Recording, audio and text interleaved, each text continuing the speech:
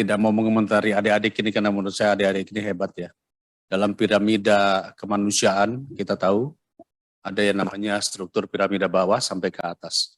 Anda adalah mahasiswa berprestasi yang mungkin sudah berada pada posisi-posisi di atas. Tidak banyak.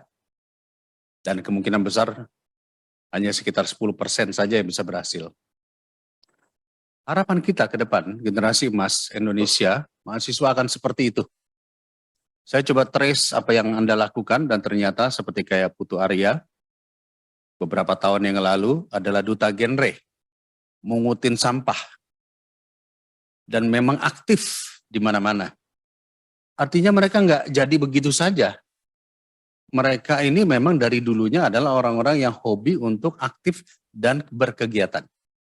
Jadi saya langsung aja nih pada permasalahannya adalah. Kalau tadi dibilang katanya ada pembagian waktu, kalau bisa semuanya masuk kurikulum. Ormawa masuk, masuk kurikulum, masuk SKS ya. Ormawa di SKS kan, nanti apalagi di SKS kan. Saya khawatirnya begini. Ini beliau-beliau ini yang sudah wajahnya agak lebih senior dari saya, ya. Dulu kita itu satu kuliah itu semester bisa mencapai 160 sampai 180 SKS. Betul nggak Pak? Zaman dulu. Sekarang kan hanya 144 SKS.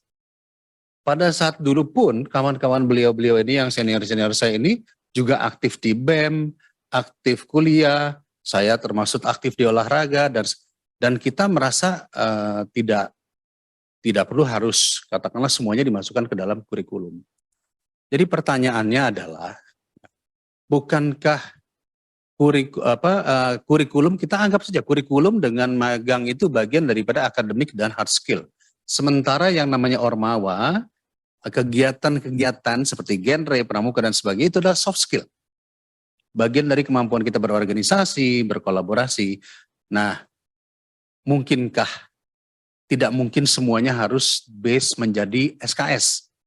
Karena kalau tidak, tadi yang diceritakan, bahwa kalau misalnya kedokteran, semuanya ditarik ke SKS besok-besok ketika kalian praktek menjadi dokter, bisa ngapa-ngapain.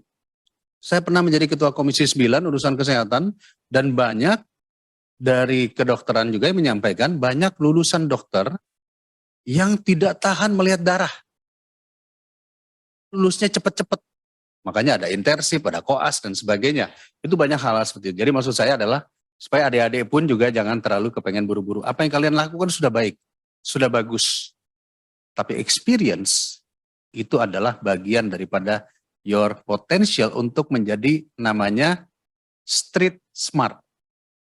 Jadi bukan hanya academic smart, tapi ada namanya street smart. Semuanya udah bagus ya, buat kalian saya hanya berharap jangan semuanya dijadikan SKS, karena kalau semuanya dijadikan SKS, saya khawatir mata pelajaran yang penting malah hilang. Oke? Tapi saya sepakat juga, saya setuju. Kurikulum yang ada kita pun juga jangan terlalu heavy. Ada optional kurikulum, optional SKS yang menjadi passionnya mahasiswa. Jadi kalau mahasiswa katakanlah kedokteran, tapi juga kamu passionnya adalah misalnya di komunikasi publik. Karena seorang dokter, kalau tidak bisa berkomunikasi sama pasiennya, gak jalan. Jadi kamu juga bisa mengambil yang namanya komunikasi publik. Nah itu yang disebut sebagai bagian passion. Kita mau coba untuk memikirkan ke arah sana. Lalu kemudian pertanyaan terakhir buat semua harus dijawab. Saya senang dengan kalimat glorifikasi prestasi. Saat ini yang diundang ke podcast itu adalah yang sedih-sedihan, mandi lumpur, dan lain-lain. Apakah glorifikasi yang kamu maksud ini tiba-tiba kampus menjadikan kamu billboard sebagai inilah mahasiswa berprestasi di kampus kami dengan billboard besar, ya kan?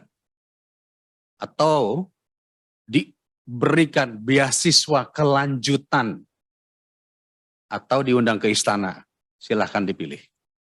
Ya, dimulai dari sudut sebelah kiri, baju biru, karena kebetulan warna kita sama ya, Neng. Demita Ayu Pribadi.